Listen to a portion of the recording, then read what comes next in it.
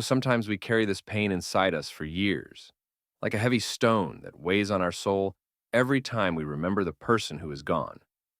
We may feel anger toward them for leaving us too soon, without asking for forgiveness, without explaining their actions, without giving us the chance to speak or reconcile.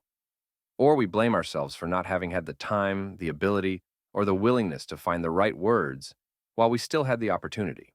At such moments, it seems as if this pain will stay with us forever, that there is no way out of the vicious cycle of grievances and regrets. We feel stuck between a past that can no longer be changed and a present where these unresolved relationships continue to influence our lives, preventing us from moving forward. But today, I want to share some important thoughts with you about how our inability to forgive affects not only ourselves, but also the cherished memory of our departed loved ones. How our unresolved grievances can distort the recollections of the good moments we had in our relationships, and why it is so crucial to find the strength within us to release the bitterness and pain, not only to free our own soul, but also to preserve the memory of those who are no longer with us. Let's try together to understand this difficult topic and find a path to healing our hearts. Every time we struggle to forgive someone who has passed away, we find ourselves in a very difficult situation. After all, we can no longer talk to them, explain ourselves, hear their side of the story, or receive an apology. All that remains are our feelings, thoughts, and memories, colored by the pain of unspoken words and unresolved conflicts. Imagine that the inability to forgive is like dark glasses through which we view the entire history of our relationship with the departed person. These glasses distort even the brightest moments we shared. Family celebrations, trips together, moments of joy and support. All of it gradually fades under the weight of the resentment and bitterness that we continue to carry within us.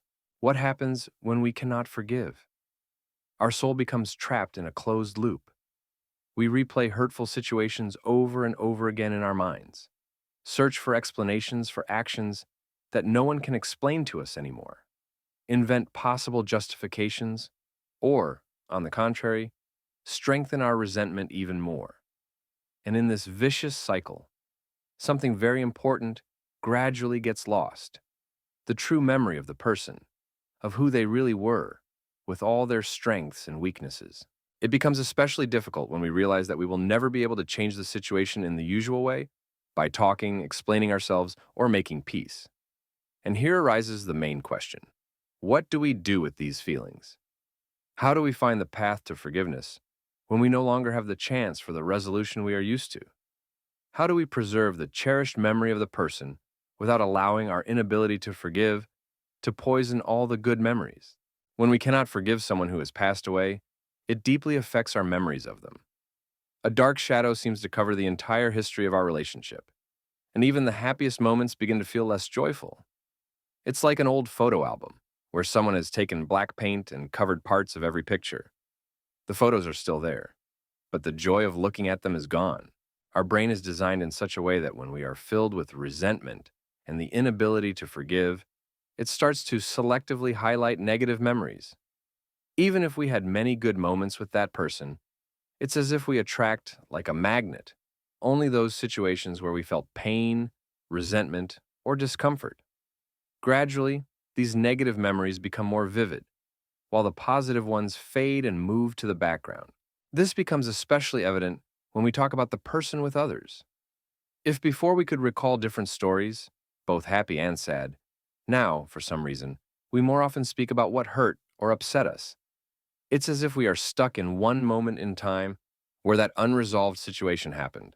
Unable to move forward, this distortion of memory prevents us from going through a healthy grieving process. Instead of gradually accepting what happened and finding ways to live on, we get stuck in painful emotions. It's like a wound that cannot heal, because we keep reopening it with our thoughts and feelings. And the saddest part is that this wound not only causes us pain, but also prevents us from preserving a cherished memory of the person who was an important part of our life. The inability to forgive affects not only our memories, but also touches upon deeper spiritual aspects of our lives. Even if the person is no longer physically present, the connection with them remains on an energetic level through our thoughts, feelings, and memories. And when this connection is tainted by resentment, it becomes a heavy burden for both sides. Many people who have experienced clinical death or near-death experiences say that even after physical death, the soul remains sensitive to the emotions of the living. Our inability to forgive, our grievances and bitterness create a kind of energetic knot that binds not only us, but also the soul of the departed person in a state of incompleteness. Imagine that between you and the person who has passed away, there is an invisible thread. When this thread is filled with pain and resentment, it turns into something like barbed wire, wounding both of you. Our heavy thoughts and emotions bring no peace, not only to ourselves, but also create a negative energy field around the memory of the departed. Spiritually, the inability to forgive can be compared to a heavy anchor that holds both souls, the living and the deceased, trapped in a painful past. This prevents the natural flow of energy, obstructing the healthy process of letting go and acceptance. As a result, we not only suffer from this burden ourselves, but also unintentionally create an obstacle, preventing the soul of the departed from finding peace. It is important to understand that our thoughts and feelings are not just abstract concepts. They create a real energetic field that affects both us and the subtle world, of which the souls of the departed are a part. To begin the path to forgiveness, we must take the most important first step: acknowledge our feelings. This means honestly telling ourselves, yes, I am angry. Yes, I am in pain. Yes, I feel resentment. There is no need to be ashamed of these emotions or try to suppress them. Every feeling has the right to exist, even if it is directed at someone who is no longer with us. The next crucial step is to allow ourselves to express all the emotions we have been holding inside. One way to do this is to write a letter to the departed person, openly telling them everything that has been weighing on us. There is no need to fear being too harsh or emotional. No one will read this letter. Its purpose is to release everything that has been accumulating inside, perhaps for many years. Once the letter is written, it can be burned, buried, or simply torn apart. This will serve as a symbolic act of freeing ourselves from the burden of unforgiveness. The empty chair dialogue technique is very helpful. Imagine that the person you need to forgive is sitting in the chair in front of you. Tell them everything you want to say. Talk about your pain, your feelings, and how their actions affected your life. Then, switch seats and try to see the situation through their eyes.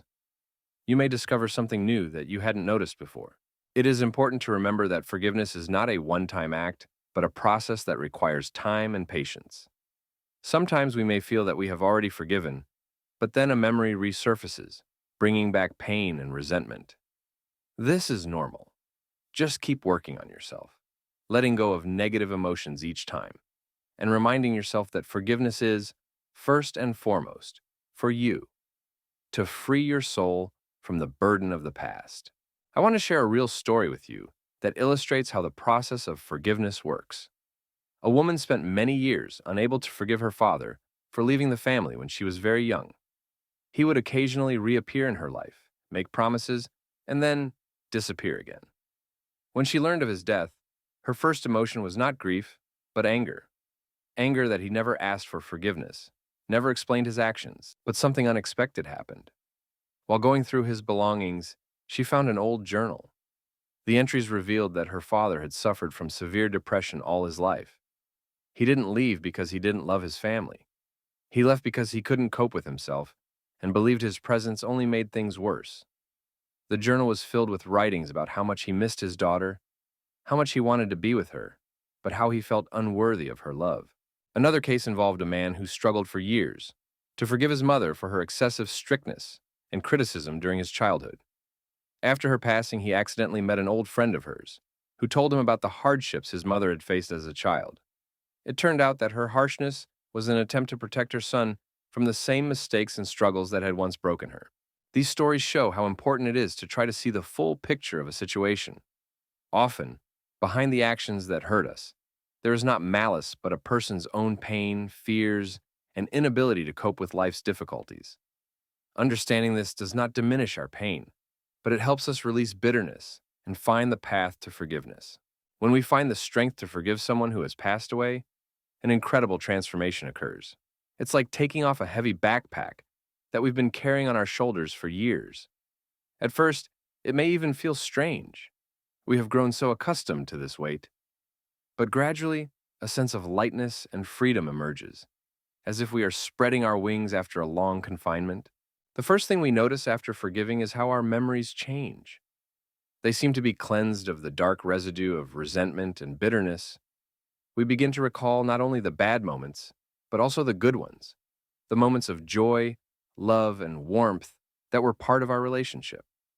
We regain the ability to smile when thinking about the bright moments of the past, without that smile immediately being overshadowed by the pain of unforgiveness. Our perception of ourselves also changes. Forgiveness frees up a tremendous amount of energy that was previously spent on maintaining anger and resentment. Now, that energy can be directed towards something constructive: self-care, new relationships, creativity, or personal growth. Many people say that after genuinely forgiving, they feel as if they have gained a second wind. But the most important thing is the restoration of the completeness of our memory of the person. Finally, we can see them as a whole, with all their strengths and weaknesses, victories and mistakes. We can accept them as they truly were, not as a perfect hero nor as an absolute villain, but simply as a person who, like all of us, tried to live life the best they could. This realization brings deep healing, not only to our soul, but also to the invisible bond that connects us to those who have passed. In conclusion, I want to say to everyone who is currently going through the difficult journey of forgiving someone who has passed, be kind to yourself and your emotions. Remember that there is no right pace or single correct way to go through this process. Everyone has their own path, and it deserves respect. Don't blame yourself for not being able to forgive immediately or for experiencing complex and contradictory emotions. Sometimes, we think that forgiving means betraying our pain, invalidating it, or pretending that nothing happened. But that's not true. Forgiveness does not mean forgetting or justifying actions that caused us pain. Forgiveness is a decision to free our soul from the burden of unforgiveness so that we can continue living. It is a gift that we give to ourselves above all. It is important to remember that our departed loved ones, despite all their mistakes and imperfections, were also just people. They carried their own burdens of fears, traumas, and limitations. Perhaps they couldn't give us what we wanted because they had never received it themselves. Perhaps they caused pain because they were suffering too. This does not justify their actions, but it helps us see the bigger picture. Remember that by choosing the path of forgiveness, you're taking a very important step toward healing, not only for yourself, but also for the invisible thread that connects the living and the departed. And while this path may not be easy, at the end of it, you will find freedom and the ability to preserve a bright memory of the person who, despite everything, was a part of your life and your story. Dear friends, thank you for being with us today and going through this difficult conversation about forgiveness and remembrance.